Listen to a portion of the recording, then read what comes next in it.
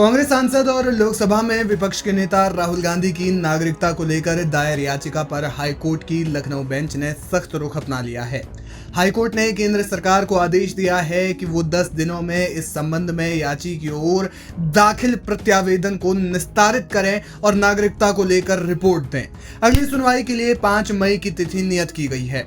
यह आदेश न्यायमूर्ति AR मसूदी और जस्टिस राजीव सिंह की खंडपीठ ने कर्नाटक के S विघ्नेश शिशिर द्वारा दाखिल जनहित याचिका पर पारित किया है। पिछली सुनवाई के दौरान deputy solicitor general SB Pandey ने अदालत को बताया था कि याची की शिकायत पर कार्रवाई करते हुए संबंधित मंत्रालय ने राहुल गांधी की कथित ब्रिटिश नागरिकता के बारे में विवरण मांगते हुए ब्रिटेन सरकार को पत्र लिखा है और इसलिए सरकार को शिकायत पर निर्णय लेने के लिए समय चाहिए। उल्लेखनीय है कि मामले में याची की ओर से दलील दी गई है कि उसके पास तमाम दस्तावेज और ब्रिटिश सरकार के कुछ ईमेल हैं जिनसे ये सिद्ध होता है कि राहुल गांधी एक ब्रिटिश नागरिक हैं और इस कारण से वो चुनाव लड़ने के लिए अयोग्य हैं, लोकसभा सदस्य का पद वे धारण नहीं कर सकते। इसी आधार पर याची ने राहुल गांधी की सांसद पद पर बने रहने के खिलाफ अधिकार परीक्षा रिट जारी करने का आदेश देने की भी मांग की है। इसके साथ ही याचिका में राहुल गांधी के इस प्रकार से दोहरी नागरिकता धारण करने को भारतीय न्याय संहिता और पासपोर्ट एक्ट के तहत अपराध बताते हुए CBI को केस दर्ज कर जांच करने का आदेश देने की भी मांग की गई है। याचिका ये भी कहना है कि उसने दोहरी नागरिकता के संबंध में सक्षम प्राधिकारी को 2 बार शिकायतें भेजी, लेकिन उनके द्वारा कोई कार्रवाई न किए जाने पर वर्तमान याचिका दाखिल की गई है। बहरहाल दूसरी तरफ राहुल गांधी के अमेरिका में दिए गए बयान से यहां भी सियासत गरमाई हुई है। दरअसल राहुल गांधी इस वक्त अमेरिका के दौरे पर है। यहां उन्होंने बोस्टन में एक मीटिंग में भारतीय प्रवासियों को संबोधित किया।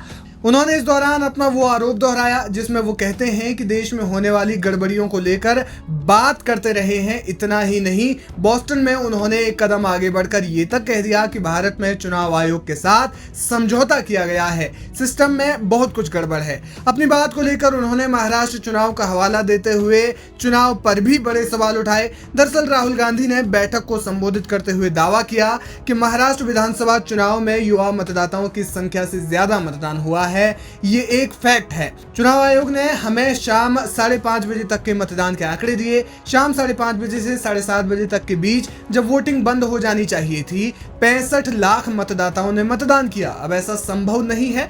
दरअसल एक मतदाता को अपने मताधिकार का इस्तेमाल करने में लगभग 3 मिनट लगते हैं। अगर आप हिसाब लगाएंगे तो इसका मतलब ये होगा कि रात 2 बजे तक मतदाताओं की कतारें लगी रही, वे पूरी रात मतदान करते रहे, लेकिन ऐसा नहीं हुआ। एक तरफ राहुल गांधी ने बोस्टन में इस तरह का बयान दिया, वहीं भारत में भी कांग्रेसी नेताओं द्वारा इस बयान का समर्थन शुरू हो गया है। महाराष्ट्र चुनाव में उन्होंने बताया कि वहां पे जो यूथ था उससे ज्यादा या तो वोट का जो आंकड़ा रहा और जो डेटा दिया जाता है वो 5:30 से और 7:30 के बीच में वो बदला गया। तो उसको लेके उन्होंने कई सवाल किए। हालांकि अब बीजेपी का कहना यह है कि राहुल गांधी विदेश जाते हैं और बार बार भारत की आलोचना करते हैं। बीजेपी अपने को सुधारती क्यों नहीं? निर्वाचन आयोग को क्यों नहीं सुधारती? इलेक्शन कमीशन को क्यों नहीं सुधारती? इस देश में हम सबसे बड़े एक लोकतंत्र के रूप में हैं। वहां राहुल गांधी जी ने चलिए अपने अध्ययन भाषण के दौरान जो एक उन्होंने वहां लेक्चर डिलीवर किया उसमें फैक्ट्स दिए हैं, वो अपनी जगह पर। क्या ये फैक्ट्स अमेरिका में नोन नहीं? सब जानते। वहां के सारे चैनल्स, वहां के सारे जो इस तरह यहां जैसा प्रतिबंध तो है नहीं, वो पहले भी उठ चुका है मामला। तो कोई राहुल जी ने जो बात कही है उसमें जो सच्चाई है उसको क्यों नहीं एड्रेस करते? जो उन्होंने तथ्य रखे हैं कि जितने वोट बढ़े हैं, मतलब थोड़े बहुत वोट नहीं बढ़े, 48-49 लाख वोट बढ़े और सबके सब एक पार्टी की तरफ जा रहे हैं। तो ये सारी चीजें हैं। जब तक इस देश का इलेक्शन कमीशन निष्पक्ष नहीं होगा, स्वतंत्र नहीं होगा, किसी दबाव से मुक्त नहीं होगा, तब तक लोकतंत्र कैसे जिंदा रहेगा? तो लोकतंत्र की आवाज तो उठानी पड़ेगी, धरती पर, धरती के बाहर, जहां भी होगा। हालांकि राहुल गांधी के इस बयान पर बीजेपी के नेता भी हमलावर हैं। करेंगे संविधान पर विदेश जाकर करेंगे संवैधानिक संस्थाओं का अपमान, यही राहुल गांधी की बन चुकी है पहचान। विदेशी धरती पर जाकर कभी बोलना कि भारत में लोकतंत्र समाप्त हो गया, भारत के लोकतंत्र में समाप्ति के बाद यूएस और यूके को इंटरवीन करना चाहिए, हस्तक्षेप करना चाहिए। जुडिशरी बिकी हुई है, जुडिशरी ठीक से काम नहीं कर रही है। ईसीआई पर सवाल खड़े करना, भारत की हर संस्था पर जाकर विदेशी धरती पर सवाल खड़े करना, सेना से प्रूफ मांगना विदेशी धरती से, ये दिखाता है कि कुछ लोग मोदी विरोध करते करते अब भारत के विरोध में उतर आए हैं और वो भी विदेशी धरती पर इस प्रकार की जुबान बोलते हैं। पूरी दुनिया भारत की इलेक्शन कमीशन और इलेक्शन प्रोसेस की वाहवाही कर रही है। अभी हमने अमेरिका में भी देखा, पूरी दुनिया में देखा, और ऐसे समय पर भारत के ही खिलाफ भारत की बदनामी की सुपारी लेने का काम राहुल गांधी और उनके इकोसिस्टम ने किया है। वही एलिगेशंस जिनको इलेक्शन कमीशन ने फैक्ट चेक कर दिया है तथ्य और प्रमाण के साथ, जो कहते हैं कि वोटर मैनिपुलेशन हुआ है, वोटर लिस्ट से मैनिपुलेशन हुआ है।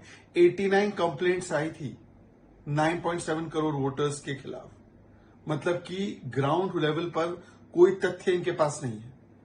सारे जो क्लेम्स बस्ट कर दिए गए हैं इलेक्शन कमीशन के द्वारा, उनको केवल विदेशी धरती पर जाकर फिर से उठाना, ताकि भारत की संस्थाओं के खिलाफ संशय, डाउट पैदा किया जा सके। ये किसके इशारे पे किया जा रहा है? राहुल गांधी ने तो एक बार बोल दिया, I am fighting Indian state. अब इंडियन स्टेट के साथ फाइट करते करते इंडियन इंस्टीट्यूशन से भी सवाल उठाना।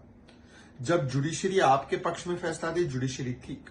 जब आप चुनाव जीतो, तब इलेक्शन कमीशन कर्नाटका, तेलंगाना में ठीक, हिमाचल में ठीक, परंतु जब आप चुनाव हार जाओ महाराष्ट्र और हरियाणा में, तो इलेक्शन कमीशन पर ठीकरा पड़ो। दरअसल अपने आप को हार से बचाना है, इसीलिए इलेक्शन कमीशन पर निशाना है। सरकार ने पूरी तरह से गलत किया। उन चुनावों के दौरान सरकार ने जो है वहां पे तंत्रों का दुरुपयोग किया। किस तरह से देखते हैं राहुल गांधी के बारे में? देखिए, बहुत ही शर्मनाक टिप्पणी श्री राहुल गांधी हमेशा, चाहे संसद का विषय हो, चाहे विदेश में जाकर के अपना पक्ष रखना हो।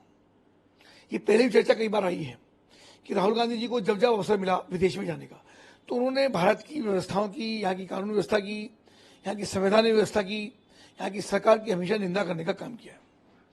अटल बिहारी वाजपेयी जी इस बात के उदाहरण हैं कि अटल बिहारी वाजपेयी जी विपक्ष में थे, श्रीमती इंदिरा गांधी प्रधानमंत्री थी, और यूएस में जाकर के उन्होंने यूनाइटेड नेशन के अंदर जाकर के उनको अपना पक्ष रखने के लिए भेजा, और एक शानदार पक्ष उन्होंने भारत का रखा।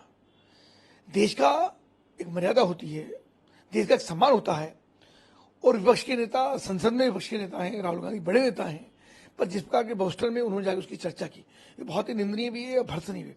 और मुझको लगता है कि उनके अंदर आधा डीएनए तो उनके अंदर विदेश का ही है, इसलिए उनको भारत से ज्यादा विदेश से प्यार है।